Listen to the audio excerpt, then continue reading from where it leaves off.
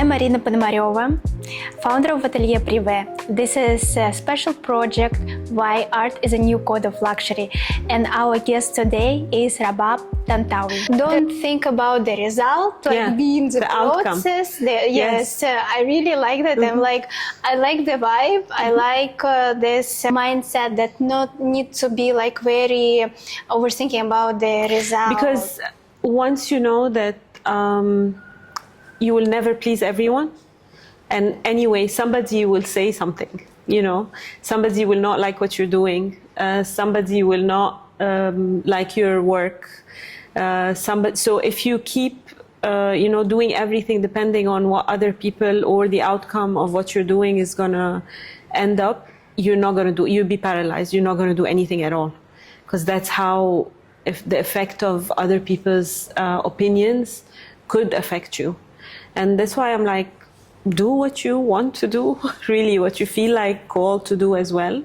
And then people will adjust. Rabab, thanks for your time today. Thanks for speaking with us. We are very excited to explore you, not only what you create, but we're very excited to know you better and what you think as an artist. Your work is an intersection of heritage, contemporary, and also personal at the same time. And my first question is, what are you focusing right now at the present moment? Thank you, first of all. Thank you for having me in this discussion. It's an honor and a pleasure.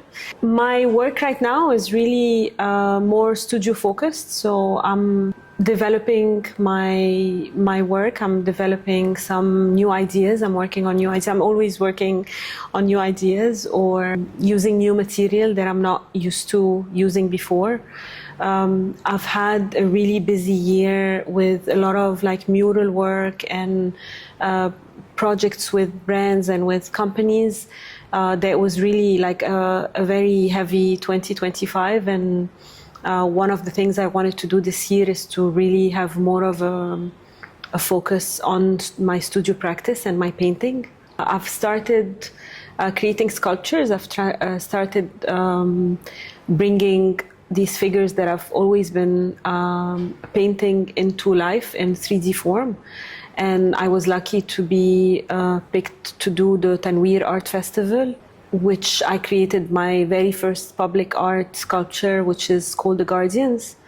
And since then, now I'm always thinking more like in 3D, or how can I develop that part of my practice, because I've always been only painting. So it's always been sort of a 2D kind of view of my work. And it's a completely different way of thinking when you think of 3D and when you think of sculpture or work that is alive, that can stand as on its own. So that's where my thinking is going right now. You are a great example of someone who started something really big, not at very young age, Correct. Not from the childhood, No. As I know, you started when you were 37 years old. Yes. And since that time, what you feel how you personally have changed?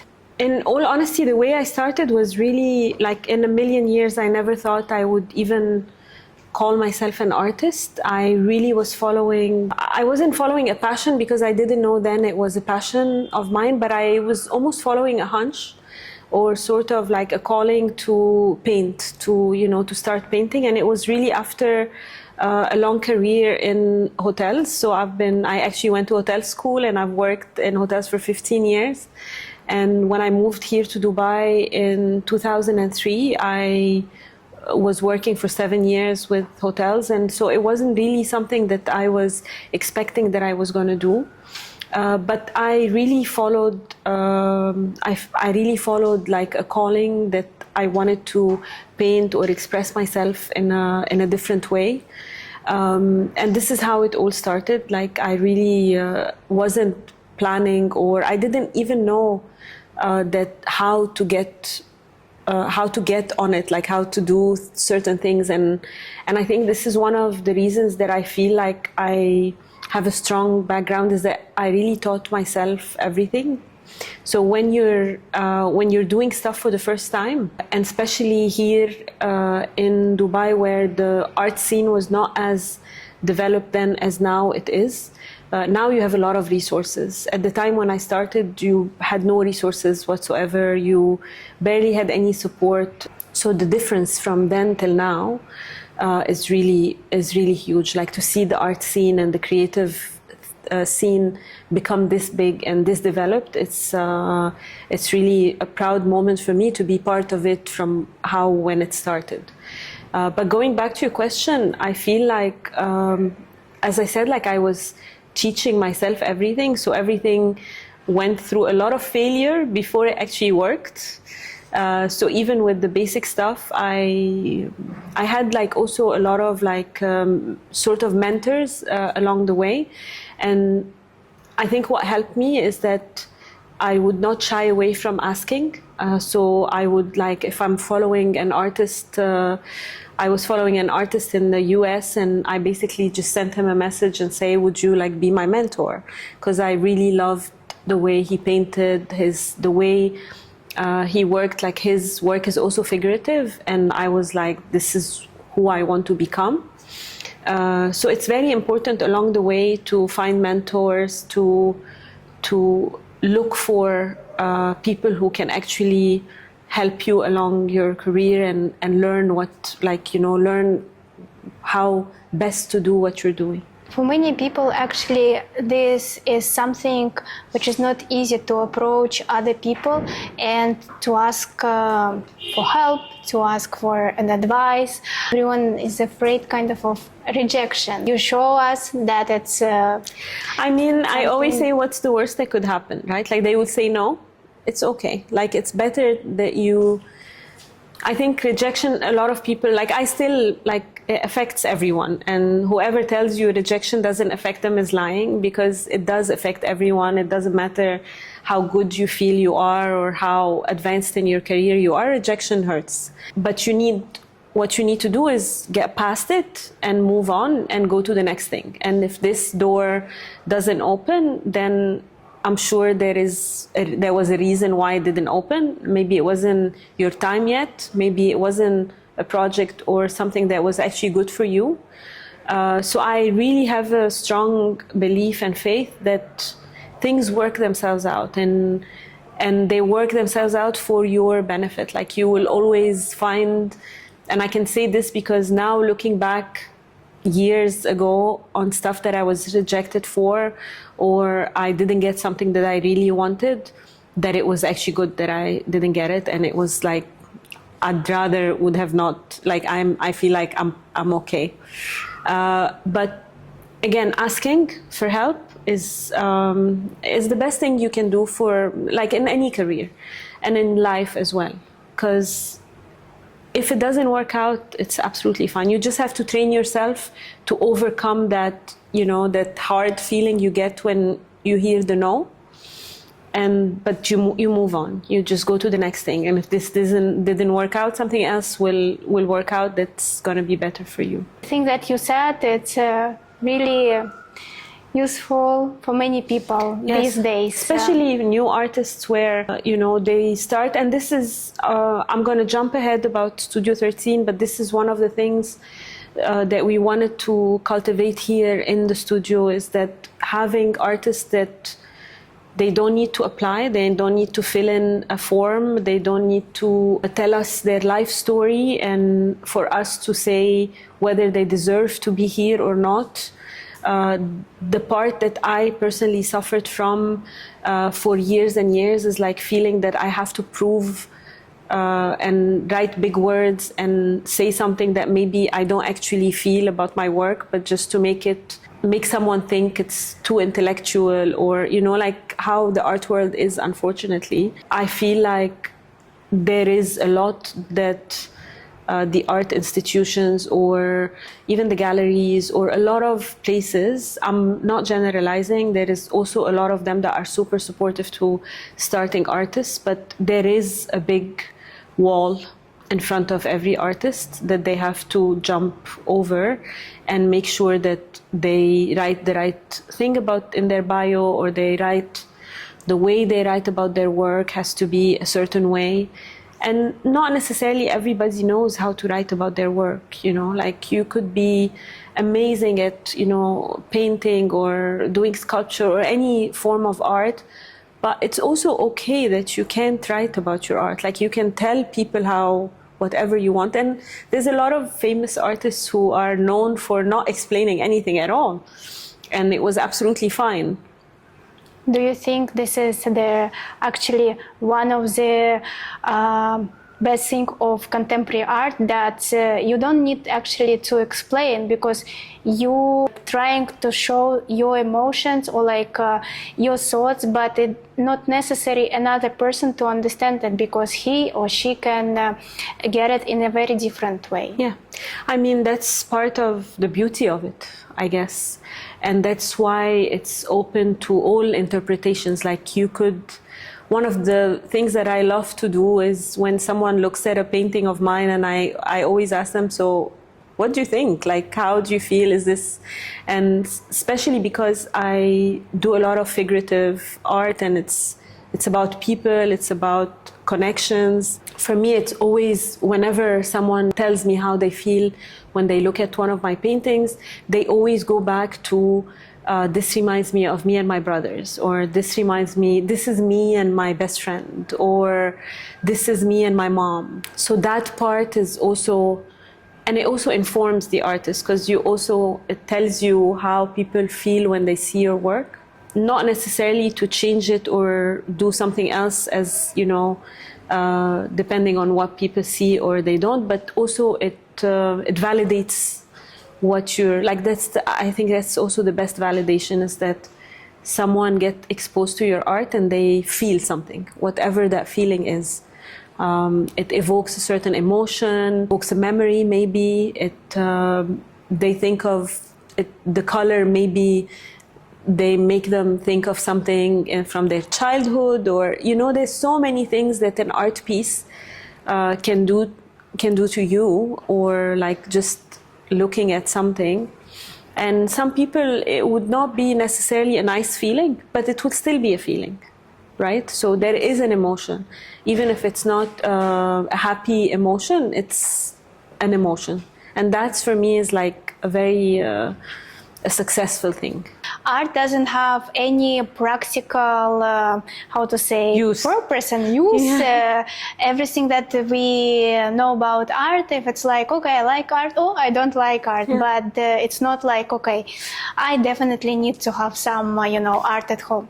No, it doesn't need to, it's not necessarily, right? Correct. You mentioned that back days here in Dubai there were less opportunities for the artists, yeah.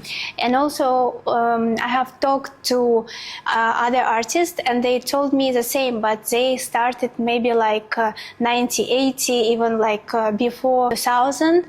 And what do you think, what actually shifted in UAE and especially in Dubai, that so many opportunities these days?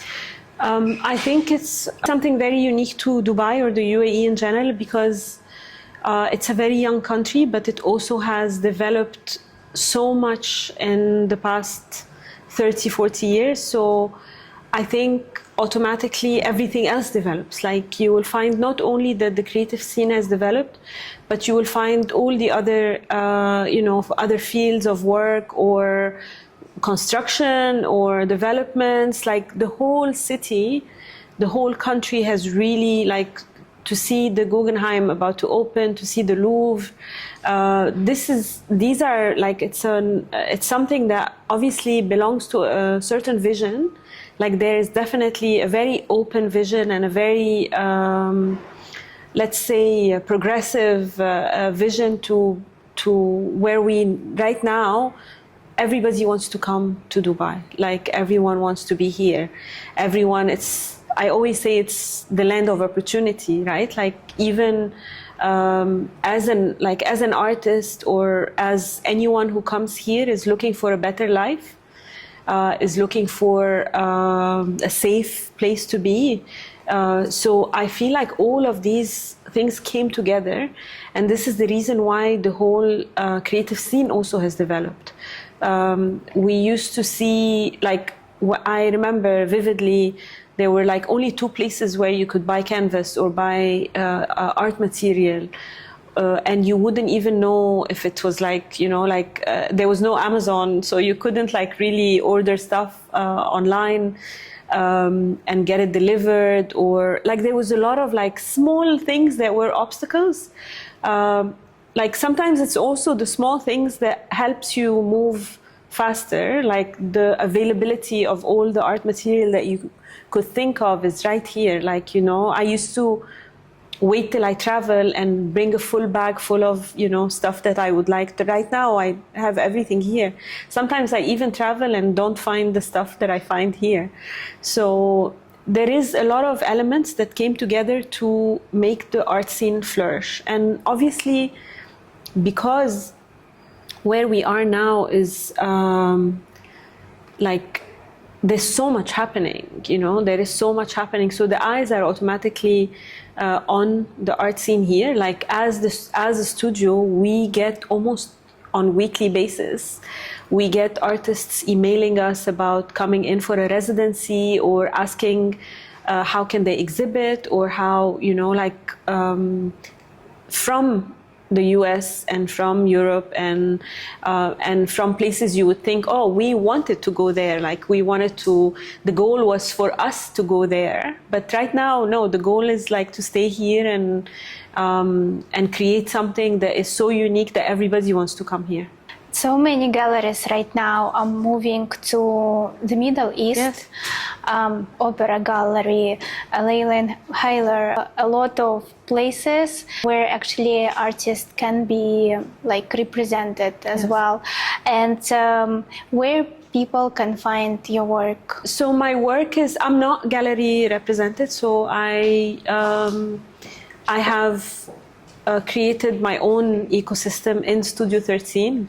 I've also started doing murals also late in life, like part of how I started late my art career. But I also, I think I was 43 or 45 when I started using spray cans and painting on walls.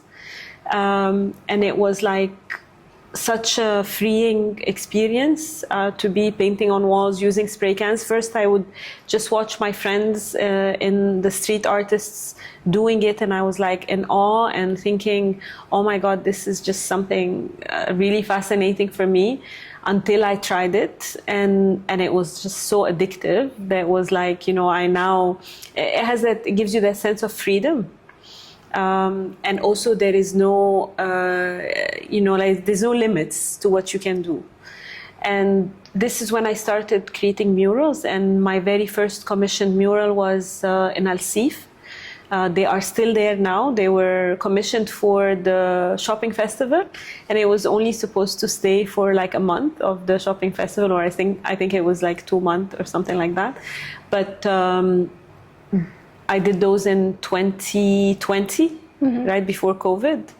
And they're still standing until now. They get a lot of, photos taken. And these were my very first murals, public art murals. After this, I've done a few commercial collaborations. I have done, in terms of murals, I've done work with Aldar Properties on Yas Island. So there is 2 buildings, 7-story buildings that my artwork is on, that I painted myself, even though I'm a bit afraid of heights. So I had to like overcome my fear of heights and paint those on a scaffolding. And so Yas Island. And the most recent mural that I'm very, very proud of was commissioned by Dubai Culture. It's right here in Al Quoz. It's part of the development of Al Quoz Creative Zone and the Public Art Initiative. So it's almost a 500 square meter wall, which was very, very challenging. How long it took for you? It took a little less than a month, but it was also because it was July June, July when we painted it. So the temperature was pretty high, and really high, yeah. and the humidity also was like insane, and so we had to work at night. And to work at night is really it's really hard. First of all, the light is not amazing. No matter how much light you can provide, it's not the same as the daylight, especially outside. So we worked every night from 8 o'clock at night till like 4 or 5 o'clock in the morning. And it was like one of the most challenging things I've ever done. Being on the street, like the public art aspect of it is something that is very, very rewarding, because you don't get to dictate who sees it and who doesn't. Like it's not like it's for everyone. And the reactions you get from people while painting, or even after it was finished, when I get these text messages and say, we just saw your mural, we love it, or we think it looks great, or it transformed the space, or so this is the latest one. So most of the work that you will find would be outside. I've done a few collaborations with like an events, or the Guardians with the Tanweer Art Festival in Sharjah. So the Guardians is standing at the entrance of the Meleha Archaeological Center, which is now a UNESCO site. So yeah, this is where you can find them, or you can come in the studio and see. A big part of your practice lives outside of traditional galleries walls, within the city. So do you feel kind of responsibility with, because it can be viewed not only by collectors or like art enthusiasts, but just people who not into art, let's say? I mean, that's the beauty of public art, and that's why I love public art so much, because it's for everyone, and art is supposed to be for everyone. And art belongs to, it really belongs to everyone, because we are innately creative as we're born. Like everybody is creative.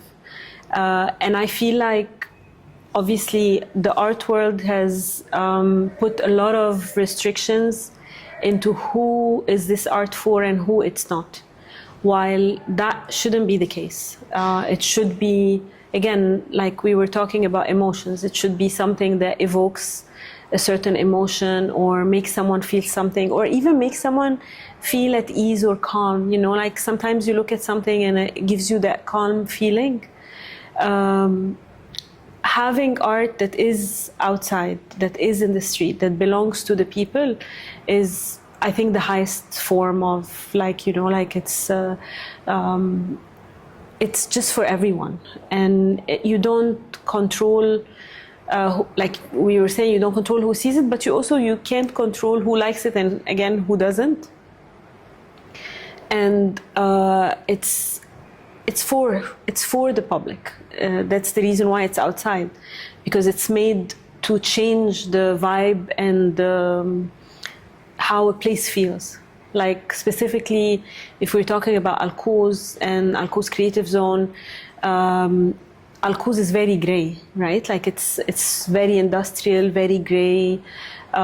It has an effect on you. Like when you're sitting in a place it's like how, right now hospitals have art on their walls because they have studied and they know now the effect of what art has on healing.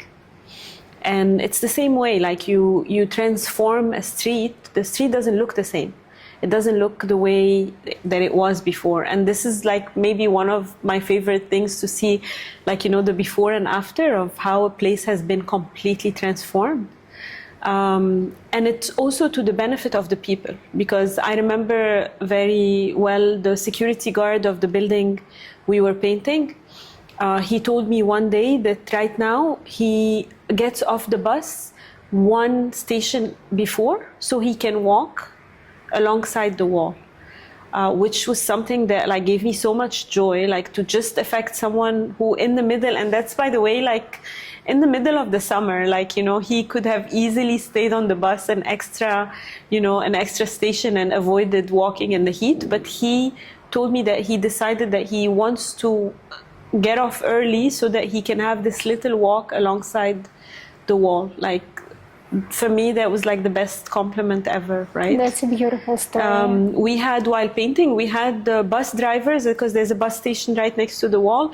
We had bus drivers stop and just give us a thumbs up, or say this is great, and or ask questions like, what is it? Like, what are you doing? Because it's also not very familiar, especially in Al Khuz. Like, you could be painting a wall and, you know, in a restaurant, or like in a public place that is maybe art belongs there, but like in the street, specifically in the area where it is, like, people had questions like, what are you doing? You know, and they were wondering whether we were supposed to be there or not. But and we had like people just honking their horns. It was like, yay, you know, it's just the best thing ever. You said that Al Quds is one of the like it's a very industrial area. That's true. But at the same time, it's one of the most creative areas. Yes. Because there are a lot of galleries, a lot of not many studios I know, but I mean, this is a place. It's the creative hub now. Yeah. Yeah. Yeah, I mean, it has also, like, we came in 2021, we started the studio in 2021, and there was, obviously Al Circal has always been there. It is really the anchor that brought all the galleries in, and it's definitely one of the cornerstones of like the whole art scene in the UAE. But it's always, you feel like you have a space like this, and then another space comes next to it, and another one, and now you have Al Khayat Avenue, and there is so much more places and art focused around the area. And that helps us as well. Like, you know, like, it's much easier for me to ask someone to come and visit the studio by saying, we're right at the same street as Al Circal, you know, like, it's just also like being in the middle of the art hub. There are a lot of luxury brands that try to involve contemporary artists into collaboration, or like, you know, just in the different ways how they try to cooperate. Why they do this? How it helps them to shift their maybe status, or like improve the brand? First of all, I feel like art should be part of everything, really. Also, the way you look at it, like, even if by creating a logo or creating a campaign or something, there is an element of creativity that goes into it. Sometimes people don't consider that art, but I personally consider it a creation of some sort. But I think what happened is that in the past 10 years, there's been a lot of focus on creativity and new ideas. Everybody's looking for new ideas. The attention of the consumers have become very hard to get in the middle of a lot of social media, a lot of things that they are exposed to. And I think collaborating with artists brings a level of authenticity that graphic design doesn't bring, or the regular campaigns that we're used to. Everybody's looking for a new way to make it more personal. And what better way than to collaborate with an artist? Because when you collaborate with an artist, you collaborate with his thoughts that are very unique and very different than anything else. So they really rely on the artist's soul, like, or the artist's inspiration or thought or lived experience, which brings an element to the product, whatever that product is, that is completely not seen in any other way. Because you bring your personality, right? Like, when you see my work, you automatically are invited into my life, and what inspires me, and where it came from, and what has resulted, like all the accumulated experience that resulted in me creating something like that. And so you're invited to something that is very unique to one person. It's not, you know, it's not a marketing, you know, numbers and like what, you know, like it gives it a very personal touch. And I think this is where I think everybody should do that. Obviously, there are certain brands and certain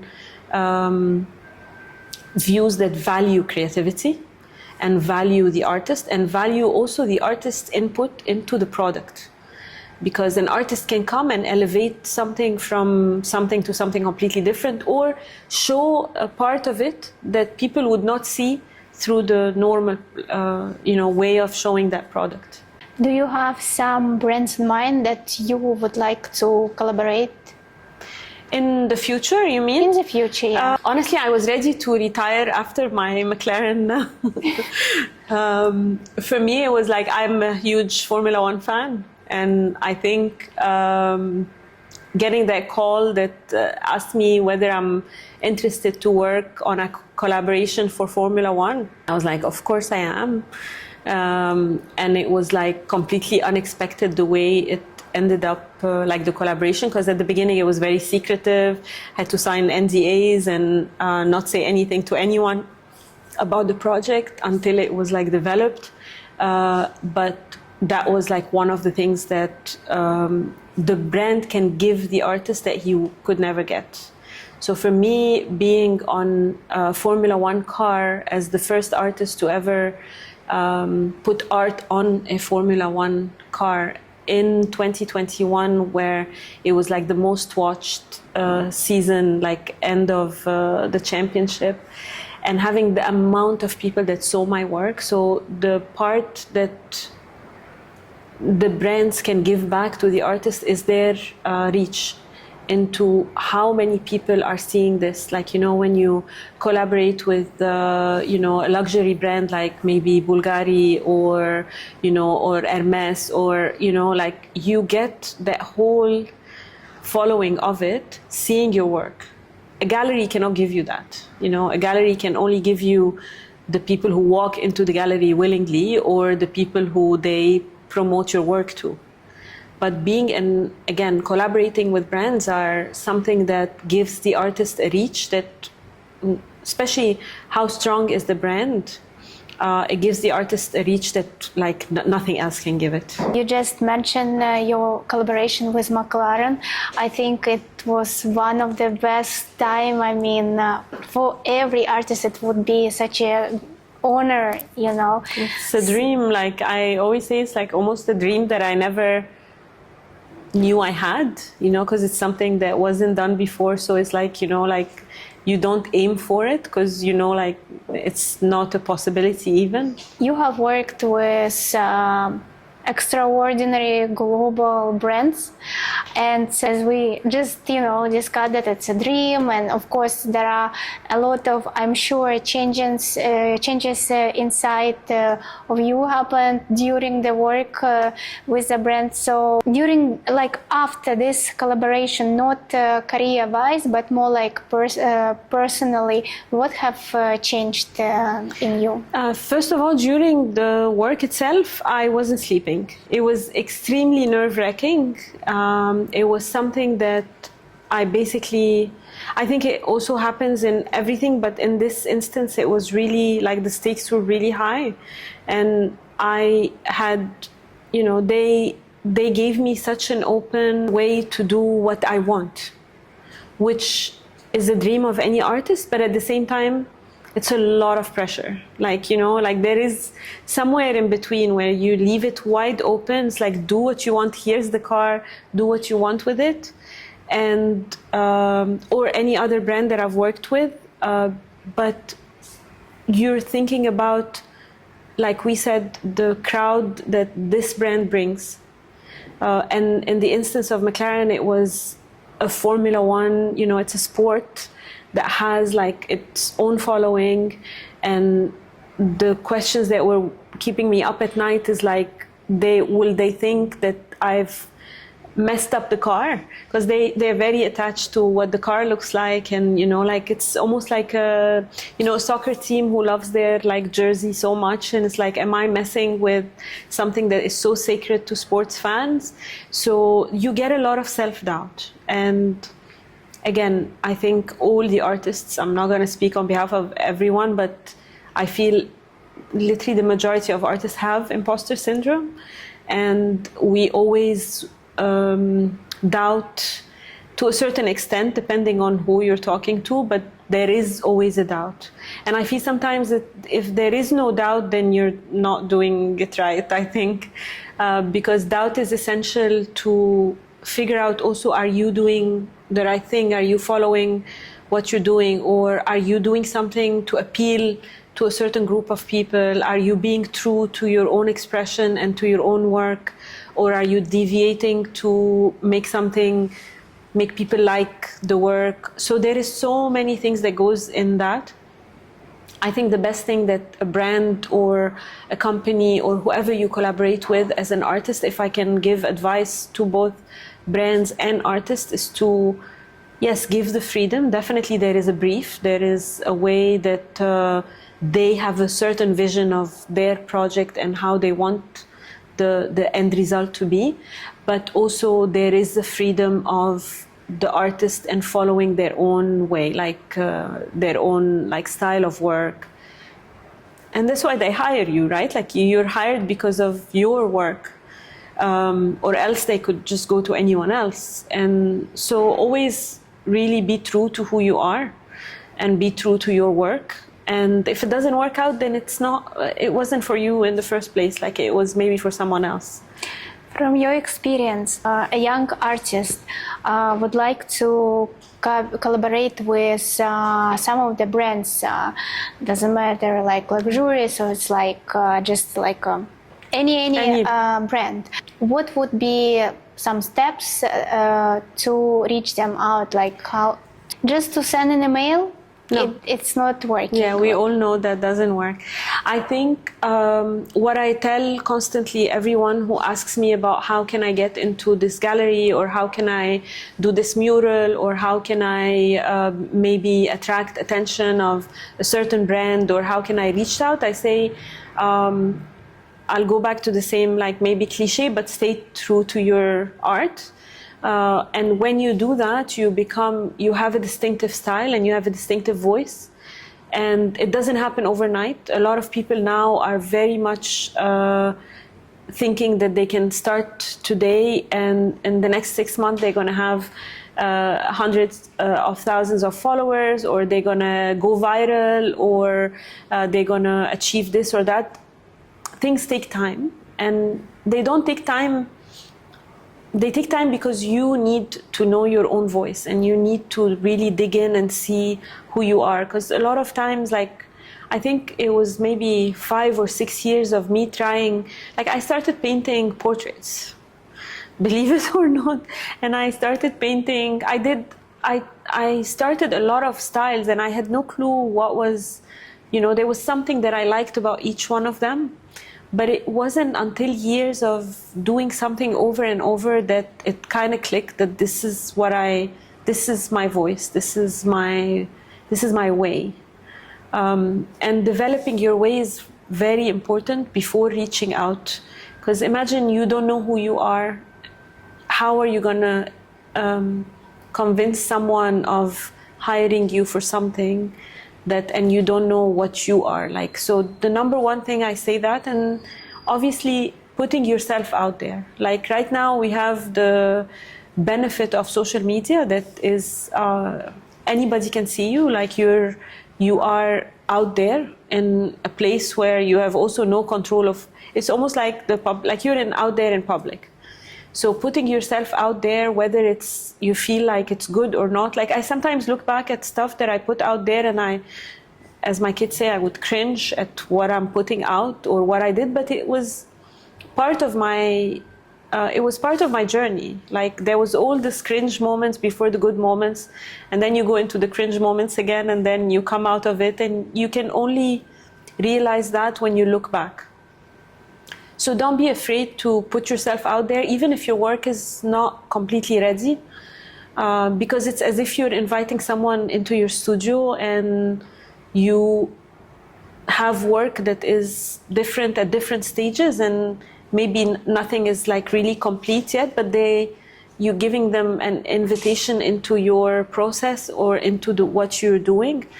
And if it's authentic, people will respond to it. If it's like a copy of a copy of a copy of another copy that like you just saw that this video got like views, so now you're doing this. That's where a lot of people really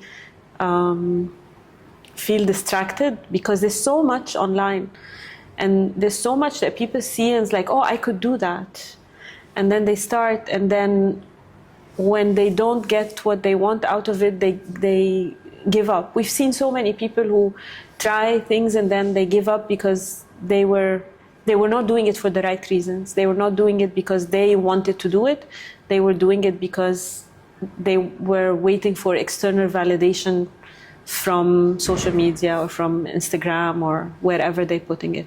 But having also a solid portfolio, like, work on a portfolio, work on your bio, work on the text you're gonna say. I have developed maybe, I don't know, over the years I've developed how many portfolios, and they keep changing and they keep evolving. There's nothing wrong with that. They can keep evolving, and you can, as you grow and as you change and as your work itself changes, your portfolio also needs to change. It will be useful also for young artists who will watch this interview, as there is no specific, I would say, marketing for young artists, and it's not easy just to find a sponsor. For example, for the athlete, it's way more easy, you know, but for the artist is like, as we said, like there is no practical use of it.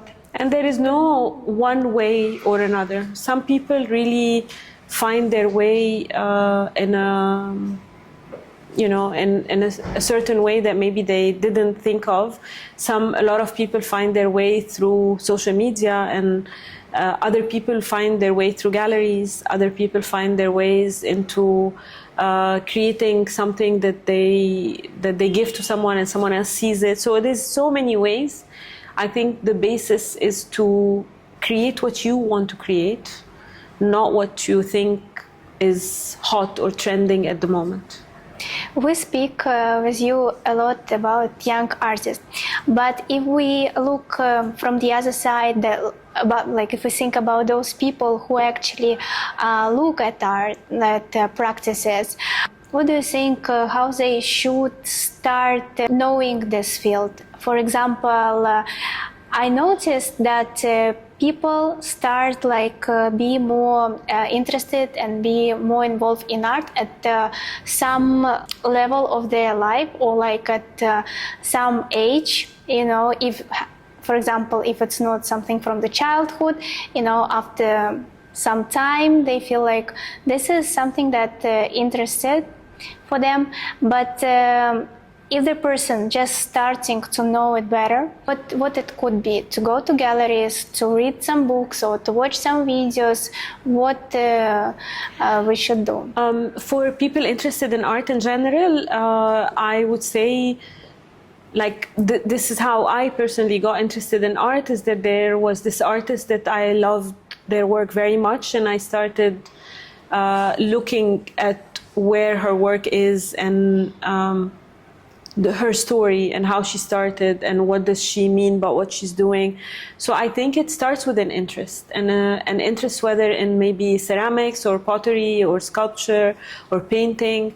I think right now also the whole world is in our pocket on a phone, so even you can take a photo of a painting that you like, even if you don't know who it is, you can sort of Google search it and find out more about the artists. Which is something that I do a lot. I just take photos and look and learn more about what they do, and and how they've, how their journey, took on. And I also invite people to actually do some work, do some creative work. We get so constricted by what art should and shouldn't be, and whether it's good or not. And I always say that, the one thing you artists hear the most is, oh my God, you're so talented. I wish I was talented like you, or I wish I had that talent, as if that is something that, is just given to you and nobody else, which I really, really believe that, you can do anything you want. And especially actually in art, like you cannot build a computer if you don't know how to build a computer, but you can create a piece of art that expresses how you feel at the time. Nobody can tell you, you know, if this is good or not, or, you know, like it serves a purpose for you as an expression that you are putting out on paper, on canvas, with paint or with just a pencil. You know, I think it also helps other people to see how hard it is as well. Because some people we also know a lot of like the comments, oh, my 5-year-old could have done that. And, you know, it's only when you start actually creating work that you realize how much goes into it and how much you need to like learn and how much you need to make mistakes and do it more and more. It's not easy, you know, to start wherever you start doing. Like you need to keep practicing. And I also think that for the artist, when they start like from some basic stuff, then they do some, I don't know, nature. You know, they try to draw the nature and some.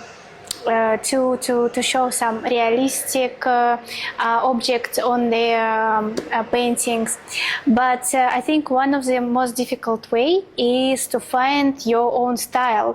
Like you have the foundation, you have experience, but the most interesting at the same time and difficult is to find your own style.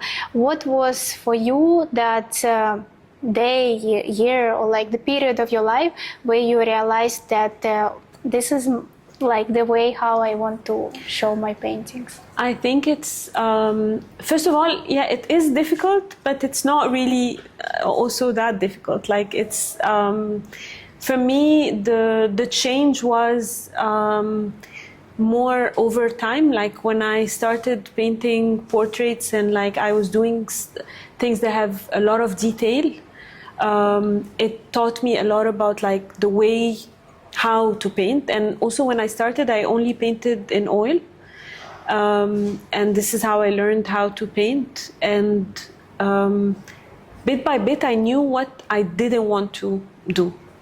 So bit by bit I knew that the details were very, very frustrating to me.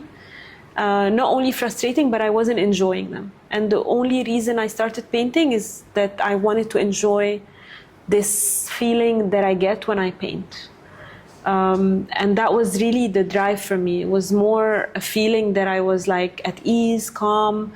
It was almost meditative, you know, like it's being in that what they describe as like your flow state, or like the state you go in when you're like really your mind stops the chatter and stops all the you know the noise. So I think what happened is that I knew what I didn't want to do anymore, and I really found myself in painting these figures with white robes and turbans, and I was like really enjoying how every time they look different. And so at the beginning where I decided that this is what I want to do, it was more of me being in touch with my own feelings of how do I feel when I do this, and does this really, you know, like I don't want to compare it to the condo thing, but does this really bring me joy or not?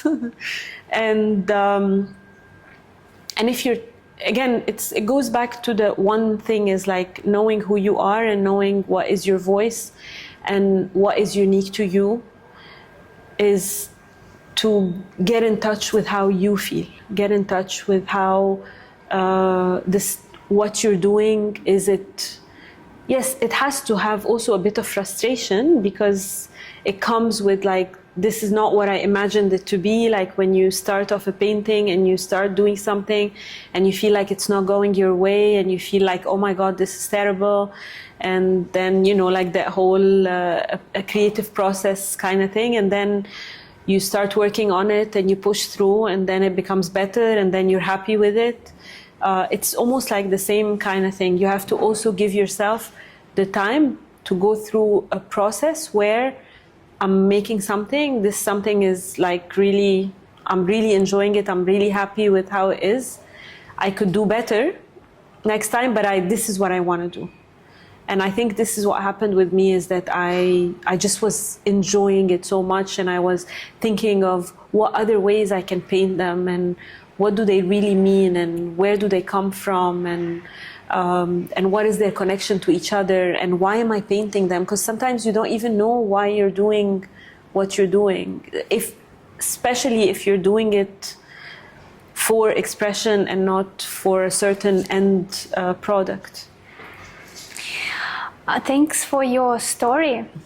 Thanks for our discussion. For me, when I watched some interviews and when I read something about your work and how you started, it's really inspiring. In general, your story, right? Not only the achievements in terms of like as an artist you have. I think it's a big example for many people, for artists, or maybe just for any other person who have something inside and wanted to start, but not only from childhood. What I really liked, I can see it from like every interview with you, is that we all need to be very like consistent on what we are doing, and not giving up just because someone didn't like it, or if it's like not trendy these days. So thank you so much for the inspiration, and thank you so much for advice that you gave for artists and people who is interested in art in general. Thank you so much. It was a real pleasure, and I loved our conversation. We could have gone more and more, but it was very nice. Thank you so much for having me.